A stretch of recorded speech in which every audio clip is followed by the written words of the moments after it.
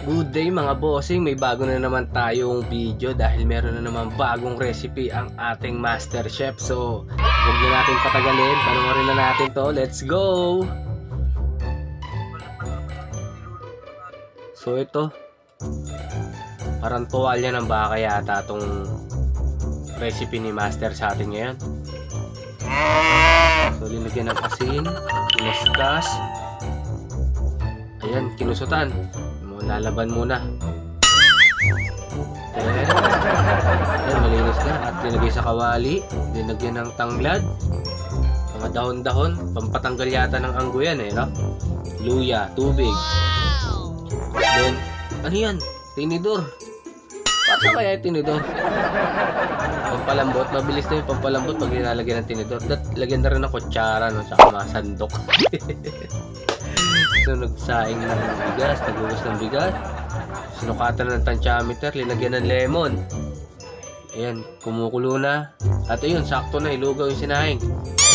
Then, pakulo ng tubig sa kaserola, linagyan ng parang pang steamer, at linagay yung sinahing na lugaw.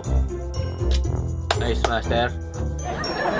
At, ayan na nga, kumukulo na yung tuwalya na may mga tinidor at mga pampalasa. Hiniwa-hiwa na ni master chef ng square. Baka magpapapaitan si master.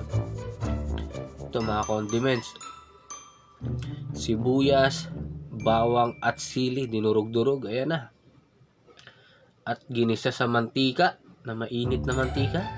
Linagyan uli ng dahon-dahon, minekos-mekos, at lagyan ng asin, ng bawang, ng paminta, ng asukal, ng oyster sauce ba yan, na toyo. Malasang-malasa to, ang daming pampalasa eh. At doon na, linagay na nga ang ating tuwalya, nalininis at pinakuluan. So ito, luto na rin yung ating lugaw na sinaing na in-steam. At ayan, paella. Paella ba? Paella.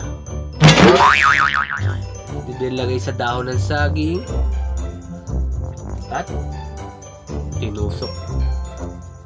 Masarap tong recipe ni chef ngayon Then sinunog yung dahon ng saging sa sizzling plate. At ito, meron na namang ginisa at pinakuluan at tinambog yung natitira pang mga tuwalya. Minekos-mekos ni master chef. Panibagong sili tsaka bawang na naman, dinurog-durog. At ayan na, luto na nga ang recipe ni master.